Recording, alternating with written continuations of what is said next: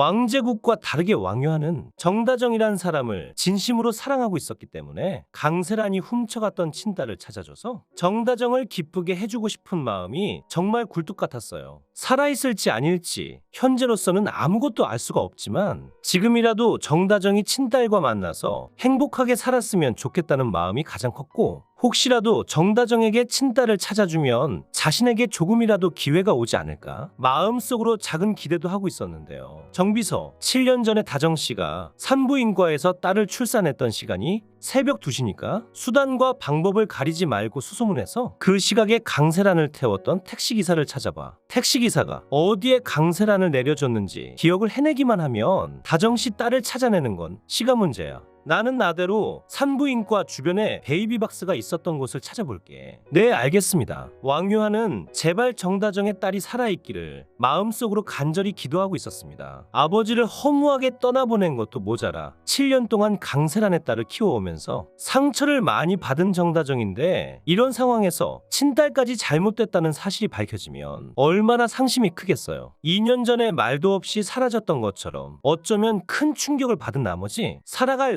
의미를 잃어버리고 잘못된 생각을 할지도 모르는 일이었죠. 이미 2년 전부터 정다정을 자신의 가족이라고 생각하고 있을 정도로 정다정을 소중하게 생각하는 왕유한이기 때문에 지금 왕유한에게는 그 어떤 일보다 정다정을 돕는 것이 중요했는데요. 하지만 유감스럽게도 리스트로 뽑아놓은 교회들을 하나도 빠짐없이 둘러보았는데 정다정의 친딸에 관한 흔적은 그 어디에서도 찾을 수가 없었습니다. 1년이나 2년 정도면 모르겠지만 무려 7년이나 지난 일을 다시 조사하는 것이 생각처럼 쉽지가 않았죠. 결국 왕유한은 지푸라기라도 잡는 심정으로 강세란이 있는 교도소로 향하는데요. 강세란 씨, 다정 씨 딸 정말 어디 있는지 모릅니까? 다정이 딸은 송이인데 왜 자꾸 다정이 딸을 나한테 찾는 거야? 고작 그딴 것 때문에 날 찾아온 거면 당장 돌아가. 산부인과 CCTV에 당신이 다정 씨 딸을 납치해가는 모습이 버젓이 찍혔는데도 아직도 발뺌할 생각인가 보군요. 다정 씨가 강세란 씨와 송이의 유전자 검사까지 모두 마쳤다고요? 글쎄, 난 모르는 일이라니까. 별 수 없군요. 하늘에 있는 송이를 위해서라도 부디 감옥에서는 정신 차리길 바랍니다. 그렇게 강세란의 면회에서도 아무런 정보를 얻지 못하고 왕유한은 수심에 잠긴 채 집으로 향하죠. 문을 열고 집에 들어서자마자 늘 그래왔듯이 안나가 왕유한을 반겨주는데요. 아빠, 좀 있으면 안나 생일이야. 벌써 그렇게 됐나? 우리 안나 생일 선물로 뭐 갖고 싶어?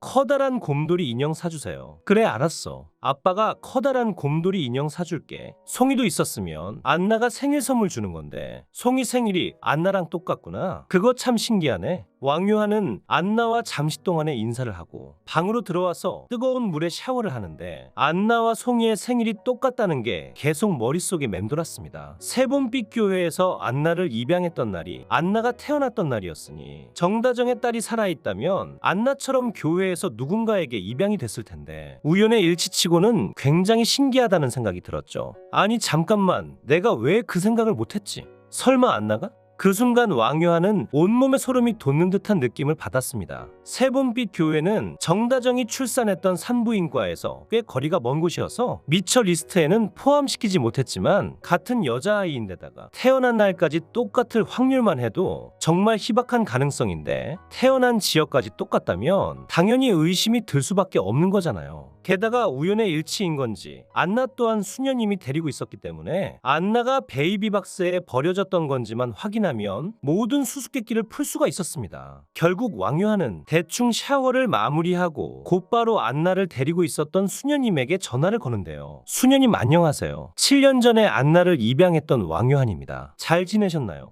유원씨 안녕하세요. 저는 별일 없이 잘 지내고 있어요. 안나는 건강하게 잘 지내고 있지요. 수녀님 덕분에 잘 지내고 있습니다. 그런데 수녀님, 한 가지 여쭤보고 싶은 것이 있어요. 7년 전에 제가 안나를 입양했을 때 수녀님이 저한테 그러셨었죠. 미혼모였던 안나의 엄마가 안나를 낳다가 세상을 떠났다고요. 그런데 혹시나 해서 여쭤봅니다. 안나가 혹시 베이비박스에 버려졌었나요? 그러자 수녀님은 잠시 대답하기를 머뭇거립니다. 요한씨 미안해요. 맞아요. 안나는 7년 전 그날 베이비박스에 버려졌었어요. 제가 왕유한 씨한테 이 사실을 숨겼던 이유는 안나가 부모한테 버림받았다는 걸 말하면 혹시라도 안나가 가족들한테 미움을 받을까봐 두려웠기 때문이었어요. 이제야 말하게 돼서 정말 미안합니다. 그 순간 왕유한은 들고 있던 전화기를 떨어뜨리고 할 말을 잃어버릴 수밖에 없었습니다. 정다정과 안나의 유전자 검사를 해보진 않았지만 안나가 버려진 날짜와 시간 그리고 정황들을 모두 고려해봤을 때 안나의 친모는 정다정일 가능성이 매우 높았기 때문이죠. 하지만 왕유한이 백상철처럼 가벼운 사람도 아닌데 확실한 증거도 없이 곧바로 정다정에게 말할 사람은 아니었고, 결국 왕유한은 날이 밝자마자 정다정이 마셨던 컵과 안나가 쓰는 칫솔을 챙기고 유전자 검사센터로 향했습니다. 마음속으로 제발 안나가 정다정의 딸이 맞기를 간절히 기도했어요. 복수 때문에 왕제국과 억지로 결혼한 정다정의 마음을 돌릴 수 있는 유일한 방법은 안나가 정다정의 딸이라는 사실, 오직 그것뿐이었으니까요. 얼마나 걸릴까요? 내일 오후쯤에 나올 겁니다. 그렇게 유전자 검사를 의뢰하고 집으로 돌아온 왕유한은 정다정과 안나가 식사하는 모습을 평소보다 더더욱 유심히 관찰하는데, 아니나 다를까 두 사람 모두 멸치를 좋아하는 식습관부터 시작해서 얼굴 생김새까지 닮아도 너무 닮은 겁니다. 게다가 이것도 모자라 송이와는 맞지 않았던 혈액형까지 모두 일치했기 때문에 점점 작은 가능성은 확신으로 변하고 있었는데요. 그렇게 날이 저물고 다음 날이 되자 왕유한은 떨리는 마음으로 안나와 정다정의 유전자 검사를 열어봅니다. 결과는 당연히 99.999% 일치였죠. 한마디로 두 사람은 피가 섞인 친모녀 사이였던 것. 왕유한은 오랜만에 하늘이 떠나갈 듯이 기쁜 감정을 느꼈어요. 자신이 가장 사랑하는 정다정이 다른 사람도 아니고 하필 아버지를 죽인 원수와 결혼한 모습을 계속 지켜봐야만 한다는 사실이 왕유한에게 그 어떤 고문보다 고통스러웠거든요. 그런데 이런 상황에서 애지중지 키워온 안나가 바로 정다정의 딸이었다니 기뻐도 그렇게 기쁠 수가 없었죠. 여보세요, 저예요, 왕유한. 다정씨 친딸 찾았어요. 아주 가까운 곳에 있었다고요. 요한씨, 그게 정말이에요. 내 딸 어딨어요? 지금 당장 말해주세요. 놀라지 마세요. 제가 키우고 있는 안나가 바로 다정씨 친딸이었어요. 뭐라고요? 그게 정말이에요. 정다정은 왕유한으로부터 충격적인 이야기를 전해 듣고 하고 있던 일을 그 자리에서 내팽개치고 허겁지겁 집으로 달려갔습니다. 살아있어줘서 천만다행이라고 생각하면서 한편으로는 안나에게 너무 미안하다는 생각이 들었어요. 좀 더 일찍 친딸이라는 사실을 알았다면 엄마 없이 자라게 놔두진 않았을 텐데 바보처럼 강세란에게 속는 바람에 안나에게 큰 상처를 준 것이나 다름이 없었으니까요. 결국 정다정이 문을 열고 집에 들어서고 안나를 보자마자 와락 끌어안고 하염없이 눈물을 흘리게 되죠. 안나야, 네가 내 딸이었구나. 이제야 널 알아봐서 엄마가 너무 미안해. 정다정은 이제 강세란도 감방에 보내버렸겠다. 안나가 자신의 친딸이라는 사실을 알아버린 이상 더 이상 왕제국과의 결혼을 유지할 수 없다고 생각했어요. 애초에 왕제국과 결혼하자고 마음을 먹었던 이유가 강세란에게 복수하기 위해서였는데 어느 정도 목표도 이뤘고 가장 결정적으로 지금처럼 계속 안나의 할머니로 살 수는 없는 거잖아요. 이미 7년의 시간을 날려버린 정다정으로서는 1분 1초가 아까운 상황이었기 때문에 지금이라도 모든 걸 바로잡아서 안나의 엄마가 되어야 했습니다. 결국 정다정은 왕제국과 이혼하기로 결심하게 되죠. 영상을 끝까지 시청해주셔서 감사합니다. 구독과 좋아요는 제가 영상을 제작하는데 큰 힘이 됩니다.